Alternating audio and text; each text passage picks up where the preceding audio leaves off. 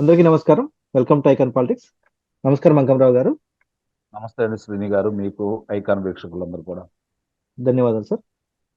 Sir, Rajya Sabha ఎన్నికలు దగ్గరకు వచ్చేసాయి. ఇంకా 2-3 రోజులు ఉందనుకుంటా నామినేషన్కి. ఎక్కువ సమయం కూడా లేదు. ఉమ్, అసలు అంటే ఒక పార్టీ ఒక ఎంపీ గెలవాలంటే మొత్తం ఇప్పుడు ప్రస్తుతంలో 3 సీట్లు, 42 ఓట్లు కావాలి. టీడీపీకి 23 ఎమ్మెల్యేలు గెలిచారు. అందులో ఒక 5 మంది, నలుగురు ఐదుగురు జయజారిపోయారు. అంటే ఉన్నది 18 సీట్లు, 18 ఓట్లు అనుకుంటా. సో టీడీపీ పోటీ చేసే సాహసం చేస్తుందా? ఎందుకంటే అటు సైడ్ నుంచి అంటే ఆ, వైసీపీ నుంచి ఎమ్మెల్సీ అప్పుడు కొందరు సహకరించారు. అప్పుడు లేదు, సహకరించిపోయినా కనీసం వాళ్ళ 23 ఓట్లు వాళ్ళకి పడ్డాయనుకున్నా కూడా అప్పుడు గెలిచారు. ఇప్పుడు ఆ, అటు సైడ్ నుంచి ఏమన్నా క్రాస్ ఓటింగ్ జరిగే అవకాశం ఉంటుందా? ఎవరైనా ఎమ్మెల్యేలు అలాగే లేదు, టీడీపీ వద్దులని చెప్పేసి పోటీ చేయకపోతే మొదటిసారి అవుతుంది 40 ఏళ్లలో. అలాగే ఉమ్మడి అంటే టీడీపీ, జనసేన, బీజేపీ కలిపి ఉమ్మడి అభ్యర్థిని ఏమైనా నిలబెట్టే అవకాశం ఉందా? సీఎం రమేష్ గారు లాంటి వాళ్ళని ఎవరన్నా? దీనిపైన మీ విశ్లేషణ చెప్పండి సార్. తెలుగుదేశం పార్టీ వాళ్ళే నిలబడతారని నేను అయితే భావిస్తున్నానండి. నా ఉద్దేశం ప్రకారం అయితే రాజ్యసభకి ఇద్దరు అభ్యర్థులను పెట్టినా కూడా తెలుగుదేశం పార్టీ ఈరోజు గెలిచే పరిస్థితిలో ఉంది. ఇది మాత్రం వాస్తవం. అంటే రమారమ్మి 80 నుంచి 90 మంది శాసనసభ్యులు వ్యతిరేకంగా ఓట్లు వేయడానికి నిర్ణయించుకున్నారు. వీళ్ళు ఎన్ని ప్రయత్నాలు చేసినా కూడా అది జరిగే పని అయితే కాదు. తెలుగుదేశం పార్టీ అభ్యర్థి రెండో అభ్యర్థిని పెట్టినా కూడా గెలుస్తారు. ఒకవేళ అభ్యర్థిని నిలబెట్టకపోతే మాత్రం అది తెలుగుదేశం పార్టీ వ్యూహాత్మక తప్పిదమనే నేను భావిస్తున్నాను. ఎందుకంటే మీరు అన్నట్టు నందమూరి తారక రామారావు గారు 1983లో ఎప్పుడైతే అధికారంలోకి వచ్చిన తర్వాత ఇంతవరకు ఏ ఏ ఒక్క అభ్యర్థి లేని పరిస్థితి ఇంతవరకు లేదు. వాళ్ళ అభ్యర్థులు ఎప్పుడు ఉంటానే ఉన్నారు, వాళ్ళ ప్రాతినిధ్యం కనపడతానే ఉంది. ఇది గనక ఇప్పుడు అభ్యర్థిని నిలబెట్టకపోతే మాత్రం అది తెలుగుదేశం పార్టీ తప్పిదమే అవుతుంది.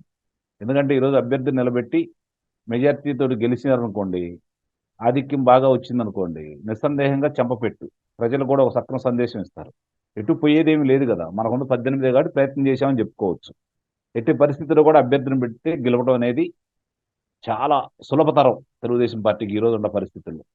నాకు తెలిసి 80 మంది శాసనసభ్యులు నిస్సందేహంగా వైఎస్ఆర్సీపీ పార్టీకి వ్యతిరేకంగా ఓట్లేస్తారు. అందుట్లో ఎలాంటి సందేహం కూడా ఏం లేదండి. తెలుగుదేశం పార్టీ నిలబెట్టిద్దనే నేను భావిస్తున్నాను. ఉమ్మడి అభ్యర్థి అని అయితే నేను భావించను కానీ తెలుగుదేశం పార్టీ తన అభ్యర్థిని నిలబెట్టిద్ది అని చెప్పి అయితే నేను భావిస్తున్నాను. ఒకవేళ అంటే నిలబెట్టే అవకాశం అంటే ఇప్పటి వరకు పార్టీ నుంచి ఎటువంటి సిగ్నల్స్ లేవు, అంటే పోటీ చేస్తున్నారా లేదనేసి. దీన్ని మీరేమంటారు? ఉన్- అన్- అంటే వాళ్ళు వ్యూహాత్మకంగా చంద్రబాబు నాయుడు చివరి నిమిషంలో తీసుకొస్తారు. ఎవరిని తీసుకొస్తారు ఏందనేది చూడాలి. ఉహు, అది ఎప్పుడు కూడా ఆయన ముందే ప్రకటించరు కదా. ఉహు. రేపే కదా లాస్ట్ డేట్. పైగా రేపటి లోపు ఇప్పుడు క్యాంప్ రాజకీయాలు నడుస్తున్నాయి వైసీపీ నుంచి. ఎమ్మెల్యే అందరం తీసుకెళ్లి గోవా తర్వాత ఆ, మిగతా చోట్ల నార్త్ ఈస్ట్ స్టేట్లో పెట్టడం కానీ ఇలాంటి చోట్ల పెట్టారనేసి, లేదంటే థాయిలాండ్కి తరలిచ్చారని చెప్పేసి అంటున్నారు. అంటే వాళ్ళని తీసుకెళ్లే మాట వాస్తవమే కానీ, కాకపోతే వాళ్ళకి అనుమానం శాసనసభ్యుల్ని తిరిగి స్వదేశానికి తీసుకురారండి. అది కూడా గుర్తుపెట్టుకోండి. వాళ్ళకి ఎవరెవరైతే శాసనసభ్యులు రేపొద్దున తెలుగుదేశం పార్టీకి ఓటేయాలని అనుకుంటారో వాళ్ళందరినీ విదేశాలకు తీసుకెళ్తారు. ఇక్కడ అట్టి పెట్టరు. విదేశాలకు తీసుకెళ్ళి ఒకరోజు ఎన్నికలు అయిపోయిన తర్వాత తీసుకురావడానికి జరుగుతుంది. అది మాత్రం వాస్తవం. కావాలంటే చూడండి మీరు. ఎట్టి పరిస్థితుల్లో కూడా వీళ్ళు విదేశాలకు తీసుకెళ్ళినా లేకపోతే చంద్రమండలం మీద తీసుకెళ్ళినా కూడా తిరిగంటూ వాళ్ళు ఇక్కడికి వస్తే వైఎస్ఆర్సీపీ పార్టీకి వ్యతిరేకంగానే ఓట్లు వేస్తారు. వీళ్ళు ఒకవేళ క్యాంప్ రాజకీయం చేయాలనుకున్నా కూడా నాకు తెలిసి చాలా మంది దానికి సముఖంగా ఉండరని అయితే నేను భావిస్తున్నాను. ఇప్పుడు మీరు చూసుకోండి, 5గురు శాసనసభ్యులు కనపడతానే ఉన్నారు కదా. సత్యవేడు శాసనసభ్యుడు గారు కావచ్చు, లేకపోతే ఇక్కడికి వచ్చినటువంటి మంగళగిరి శాసనసభ్యుడు గారు కావచ్చు, మైలవరం శాసనసభ్యుడు గారు కావచ్చు, ఆ, మరి కొల్లం పాదసారథి గారు కావచ్చు. ఇలాంటి వాళ్ళందరూ మనకు కనపడతానే ఉన్నారు కదా. బహిరంగ కనపడుతుంది వీళ్ళు. ఇప్పుడు కనపడకుండా ఇంకెంతమంది ఉన్నారు చెప్పండి. అంటే వాళ్ళందరి అందులో పరిస్థితి ఏంటి? అంటే అందులో ఆళ్ళ రామకృష్ణారెడ్డి గారు టీడీపీకి ఓటు అయ్యారు కదా సార్. వేయకపోయినా వాళ్ళకి ఏంటని చెప్పి చెబుతున్నాడుగా. వాళ్ళకి వేరు కాబట్టి అప్పుడు నోట లాంటి దానికి వేయచ్చు కదా. ఇబ్బంది లేదు కదా, వచ్చిన నష్టం ఏం లేదు కదా. ఉహు, అంటే నేను చెబుతుంది ఇప్పుడు బహిరంగ బయటకు వచ్చిన వాళ్ళ మీద వీళ్ళు ఉహు. కనపడతా ఉన్నారు కదా. ఇంకా అట్లా కాకుండా వచ్చేవాళ్ళు ఇంకెంతో మంది ఉన్నారు కదా. ఇప్పుడు ఒంగోలు ప్రకాశం జిల్లాలో కొంతమంది శాసనసభ్యుల పేర్లు వినపడుతున్నాయి. అంటే నా అంచనా మాత్రం నిస్సందేహంగా ఎట్టి పరిస్థితుల్లో కూడా 80 నుంచి 90 మంది శాసనసభ్యులు వ్యతిరేకంగా ఓట్లు వేస్తారండి. రెండో అభ్యర్థిని నిలబెట్టినా కూడా తెలుగుదేశం పార్టీ గెలిచింది.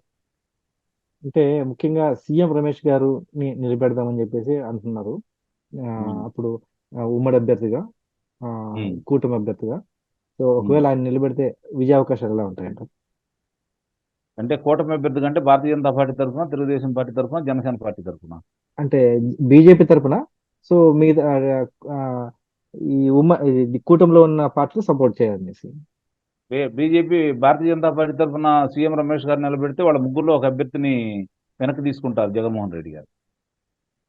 ఇదేదో బాగుంది సార్. కాబట్టి కాస్త ఆలోచించి, ఇది కేంద్ర ప్రభుత్వం కూడా కాస్త ఆలోచించి బీజేపీ నిలబెడితే బాగుంటుంది. చూద్దాం సార్ ఏదైనా. నిస్సందేహంగా వెనక్కి తీసుకుంటారు. కానీ ఈ రోజున్న పరిస్థితుల్లో తెలుగుదేశం పార్టీ తన అభ్యర్థిని నిలబెట్టాలని అయితే నేను భావిస్తున్నాను. చూద్దాం సార్. ఇంకా 2 రోజుల్లో ఏ విషయం తేలిపోతుంది. మీ స్పందన తెలియజేసినందుకు ధన్యవాదాలు సార్. నమస్కారం.